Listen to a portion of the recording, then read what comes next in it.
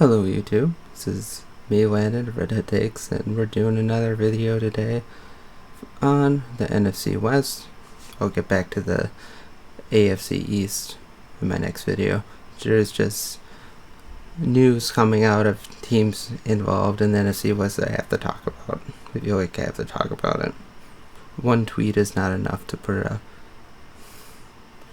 I guess let's start out with the Arizona Cardinals. Now, though, I do not usually, how I've been structuring this is the teams. I go over the teams, how I think they're going to go from first to fourth. And although I don't think the Cardinals will end up in first place, I don't think that's really possible, honestly. There's some news that I have to talk about, especially regarding the Kyler Murray stuff. This whole issue with the contract, his new contract, and the independent study clause, I think it just shows again how poorly run this organization is from top to bottom. I mean, I'm sure every team has their dramas, even the best teams. I am a Packer fan. I had to deal with the Aaron Rodgers fake drama last year, and it's just, this kind of stuff just shows how poorly run they are. I mean, Kyler Murray, yeah, sure, he's a good quarterback, and he probably doesn't deserve this contract, but it is the going rate. The big thing is that independent study clause. Now, me personally, I'm sure Kyler Murray studies film. I'm sure he watches film. Now, whether to the extent that he does, how many hours a week he puts into it, I have no idea. But personally, I believe he does watch film. I think a lot of this is a media blow up, just trying to make something bigger than it is. Although it is concerning, this is the first clause of its nature to be put into a contract, and it just shows their lack of trust in him. It also makes Arizona look bad, and if you feel like you need to put something like this in a contract, why would you give him such a big contract? I mean, I know you don't really have much of a choice. There aren't a lot of quarterbacks like naturally talented like Kyler Murray growing on trees, but I mean, it's ridiculous, this kind of stuff. And now, the day later, we've learned that this has gone away now, but again, it still goes to show how poorly run Arizona is. The Bidwell family is probably one of the worst ownership groups in the NFL. I mean, this is the same team that just basically said F you to St. Louis when they moved away from St. Louis to Arizona in the 90s. It's just a shit show. But anyway, since we're on the Cardinals, let's go to how I think how their offseason went, and then we'll go through the rest of the teams, as always. Adding this year, they added Marquise Brown, Darrell Williams. Zach Ertz got a big contract, deserved. Maybe he'll finally be able to be that starting tight end that he was in Philly before Dallas Goedert was drafted. Now we have James Conner getting a new contract, well deserved, showing that he still has it, and Pittsburgh just kind of let him go. And they made a bunch of low-key signings. Of course, the elephant in the room is DeAndre Hopkins not playing for the first 6 weeks. His excuse for why he was suspended is, I think it's BS. It's totally BS. You should always know what you're putting in your body. Especially in this case, ignorance is not an excuse. Know what you're putting in your body. Come on. It's ridiculous. But yeah, the Cardinals, Marquise Brown should be a good asset. They should be a good stopgap, especially until DeAndre comes back. I think Marquise Brown is a good player. Is he one of the best wide receivers in the league? No, I don't think so. But he should be a good stopgap in that time. But when DeAndre comes back, it will be up to Kyler Murray to finally show that he has it in him. Show everybody that whole playoff game last year or the year before was a joke, total joke. But I mean, I guess we'll have to wait and see on that, because he did not have a great year last year, so we'll have to see. And then they lose Chase Edmonds, who's probably be not too big of a loss. I mean, Connor's been filling in just fine. Christian Kirk got that huge contract with the Jaguars. I mean, sure, he'll lose a deep threat, but honestly, that's all it really was. Lost Jordan Phillips and Jordan Hicks, Malcolm Butler. Now the Chandler Jones loss will be huge, because he was just been a beast ever since he went to Arizona, with his ability to get to the quarterback, get around offensive line. He's just one of a kind. He's just a great player. I think that's going to be a big loss for them. The Cardinals in the end this season, I think, will probably finish in third. Probably, I don't know. My usually going rate for this is 9-8, maybe 10-7, maybe. Or honestly, it could be 8-9 or 7-10. It could go either way. Honestly, it depends. I don't know what their schedule is like the first 6 games, but it will be really telling again if Kyler Murray is any good, or if it was really DeAndre Hopkins that was making him look better than he really is. That's all I have to say about Kyler Murray. But Cardinals, I think the Cardinals probably won't be good until the Bidwell family sells the team, or somebody else owns them, because they're just a joke. Now back to the first place team, or at least the team I think will finish in first place. We have the LA Rams, coming off Super Bowl last year, proving that maybe you can sell all your future picks for present success. We'll see how it works for them, because the salary cap genie is going to be coming after them probably at the end of next year, or this year, maybe even next year, but we'll see. Again, re-signing Stafford proved that it was not so much him in Detroit, it was really Detroit. I see him continue to perform well. Kupp getting, I think now it's the highest paid wide receiver in the league, or one of them. Well deserved, totally. Probably going to have another great year this year. Aaron Donald, bringing him back with that huge contract. He's, again, I mean, it's hard to say a defensive player like him is underrated, but honestly, I think he's still one of the most underrated players in the league. It's hard to say he is, because he's won Defensive Player of the Year like 2-3 times, but it's true. He's, all the teams that passed over him in the draft are just kicking themselves. But honestly, again, with all these draft picks, a lot of it comes down to environment, coaching staff. Who knows? Aaron Donald goes to like the Jets or something, or the Jags, probably doesn't become what he is today. Although maybe he is, because he's just naturally gifted.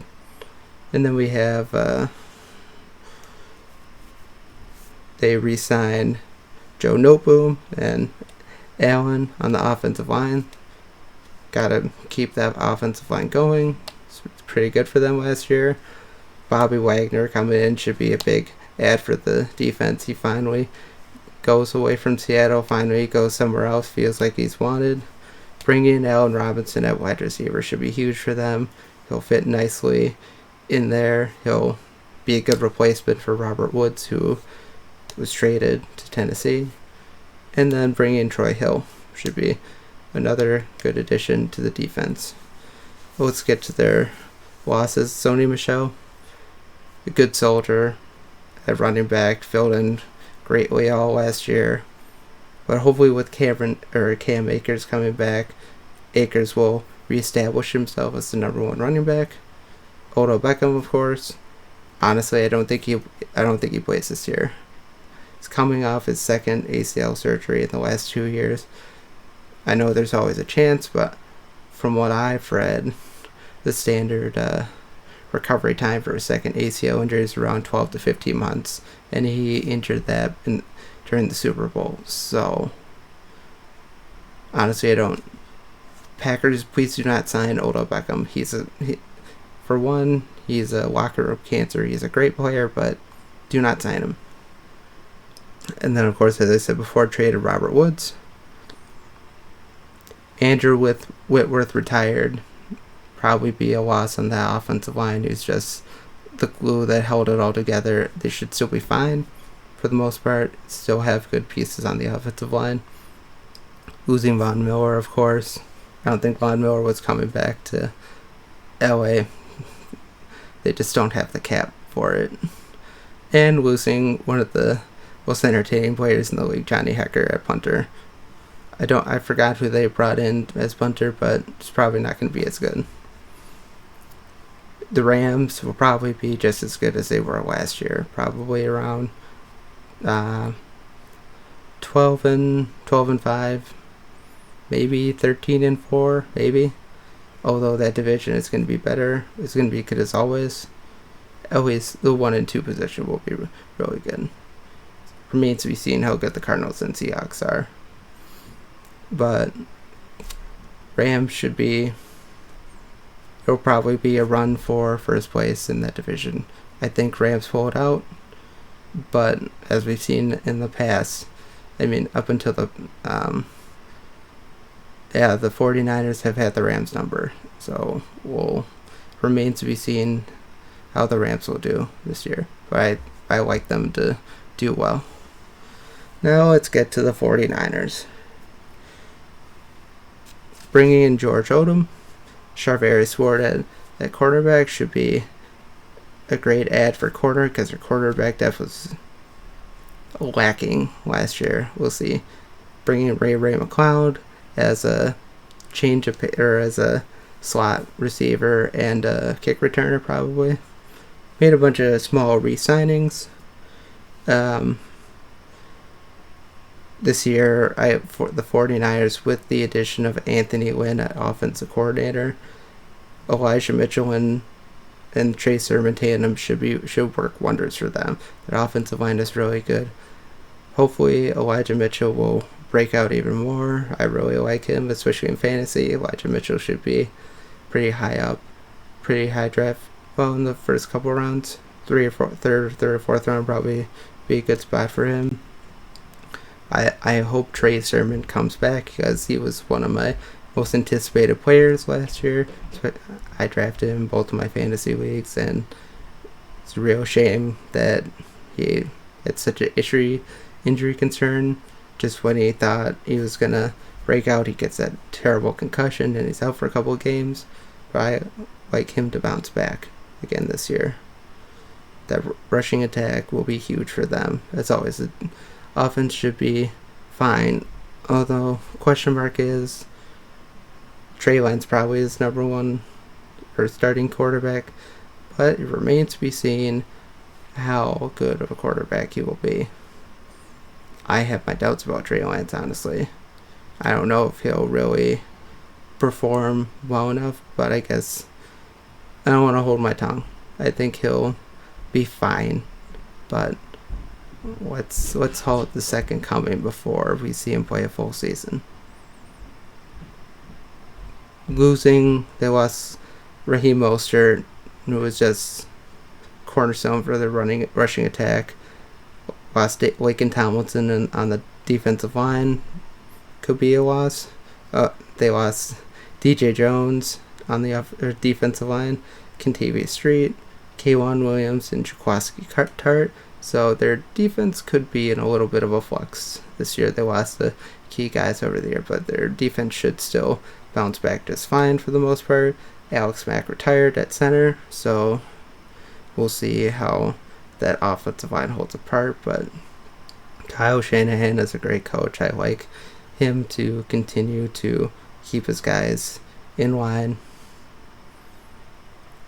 49ers should still be a good team.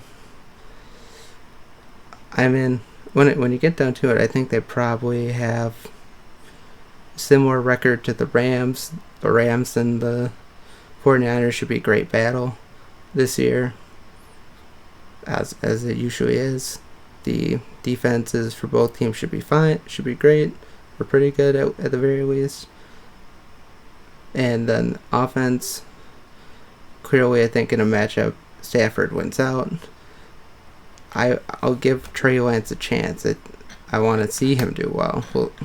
Well, actually, I don't. I do want to see him do well personally, but I hate the 49ers so much. I hate them. But being objective, they should be a good team, probably around same as the Rams, 12-5, maybe 11-6, maybe even a little less than that. 13-4, I don't think is possible for them. I think them and the Rams probably split their season series, and 49ers probably clean up with the Seahawks and the Cardinals. Remains to be seen. I don't know how to gauge that. On paper, I say San Francisco wins both those games against Arizona, but you never know. And last but least, we have the Seahawks, who are going through a major flux this offseason. Start off with their losses. Losing Russell Wilson, of course, will be huge. They're going to go straight to the bottom for sure. Chris Carson retired. Unfortunately, it's really unfortunate. He was such a underrated player. Just injury concerns. It's another one of those things in football when the casualties that are middle to above average players that have the chance to be really good just can't maintain for very long just because the injury concern is so high. Losing Bobby Wagner in defense will be huge. I think that's the last remaining piece of the Legion of Boom gone from Seattle. Legion of Boom is officially dead now. And I guess losing Alex Collins, a running back, losing depth, lost a bunch of running back depth. But yeah, Seattle's going to struggle this year. I mean, they made a trade, of course, trading Russell Wilson to the Broncos. They had to do it, I think, because I don't know, Pete Carroll and his outdated playbook won out over your potentially Hall of Fame quarterback. Side tangent, Russell Wilson is a great quarterback. He is. Hall of Fame worthy? No, he's not. He's not a Hall of Fame worthy quarterback. He's not. I'm sorry. He performed well in the playoffs when they were really good in the playoffs. But, again, the caveat that I don't understand in the NFL is some quarterbacks get the benefit of the doubt with a really good defense and they succeed. But other quarterbacks that are good are like always get the caveat, their defense was really good, so they were able to perform well. For some reason, Russell Wilson doesn't get that handicap, or he gets a handicap. He did well during when he was starting quarterback, and they were in the playoffs every year, went to 2 Super Bowls. But I mean, come on. If you take away the Legion of Boom, is Russell Wilson taking any of those teams to Super Bowl? No. Without the Legion of Boom, Peyton Manning probably has 2 Super Bowls with the Denver Broncos. And he has a total of 3. Let's be honest, that Legion of Boom won that Super Bowl for them. And I know Russell Wilson, he's always in the MVP conversation, but he never wins. He does so well in the beginning of the season, kind of tails off. But then at the end of the season, he always seemed to perform well, rise to the challenge. But come on, he probably will get into the Hall of Fame someday. First ballot, absolutely not.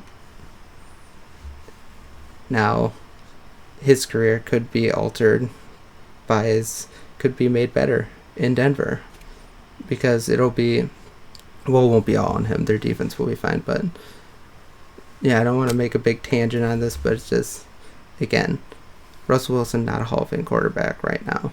Someday he may be, but not right now. I'm sorry. But yeah, back to their additions. Bringing Drew Lock in the trade. again, I've always liked Drew Lock. I always thought he had something when he was drafted. Unfortunately, it appears he doesn't. Although, hopefully he bounces back with Seattle. Giving Rashad Penny that 1-year deal, it's his chance to solidify that role or set himself up for a big contract next year. I like Rashad Penny. Sure, the level of competition at the end of the year wasn't the best, but seriously, he put up like 500 to 700 yards over the last 7 games of the season. So, is that sustainable? We'll have to wait and see, because Seattle's offensive line is always in flux. And even though Seattle's offensive line wasn't great last year, they still had chances to win. They were still one of the top 5 rushing attacks in all football, so that's got to count for something. Bring in Shelby Harris on defensive line. That should help solidify the middle a little bit more. Noah Fant at tight end. I think he can still be something in the league. He's shown flashes. I like to see him continue to progress. Re-signed Quandre Diggs, who I think is just overrated. He gets burned all the time. Brought in defensive tackle Al Woods. I don't know much about him. And they brought in offensive tackle Charles Cross at offensive tackle. He looks good. Should be somewhat of a cornerstone, hopefully, for them, because they need something to solidify that offensive line. And then I've been talking about first-round picks for these teams so far, but Kenneth Walker, I like to talk about specifically just because there's all this talk that he's going to be the future running back, and he probably is the future running back for Seattle, but let's pump the brakes. It's Rashad Penny's job for now. Kenneth Walker, I think, will need a little time to develop a little bit. He was good in college, but with that offensive line influx the way it is and the issues they've had, let's pump the brakes on him getting first round snaps and splitting with Rashad Penny. I think Rashad Penny holds on. I think he's a good steal mid-round draft pick. I'm thinking about, I'm not keeping him obviously for a keeper, but I like him this year again. I think he'll get back to something to what he was doing last year, maybe with a full season at finally getting a first starting running back position for a couple of weeks. Maybe he'll finally break through and continue what he was doing last year. But yeah, the Seahawks, I think it's going to be rough. It's going to be rough for them. They could be probably in the top 5 of the draft next year, where who knows, they'll find their next franchise quarterback. But it remains to be seen. Seattle, I think you need to get rid of Pete Carroll eventually, at some point. He's well past his prime. He's way too seasoned at this point, has way too much control. Maybe even John Schneider needs to go away. As much as I like John Schneider when he was with the Packers and he's done so much for Seattle, I think they may need to clean house a little bit, both on the field and in the front office. So Seahawks probably 3-14, 4-13, maybe 5 wins is doable, but that division's gonna be so tough. Even the Cardinals should give Seattle problems at times. Maybe Seattle steals a game, a surprise game in the division, just because they're so competitive. Between that whole division is just, has always been really fun to watch, really good football, but in the end, division, Rams, I'll go with 13-4. 49ers 13-4, 12-5. 12-5, 11-6. Cardinals 9-8, 8-9. And then Seahawks 3-14 and 4-13. Honestly, I think those are all the records I think will show up in the NFC West this year. So I hope you enjoyed this video. If you're happen to stumble upon this video, give it a watch. I hope you enjoy. Like, comment, subscribe, share it around with your friends. I now have a Twitter account, twitter.com/redheadtakes, where I'll try and give daily hot takes, and you'll find my Twitch stream announcements, and then go to twitchtv.com/redheadtakes for my Twitch streams. Right now playing AC Odyssey in the afternoon and Red Dead Redemption 2 in the evening. And then, as always, redheadtakes.locals.com. Free Facebook alternative where you can get exclusive videos. Haven't made any exclusive videos yet, but will in the future. Check me out there. And as always, have a great day, and God bless.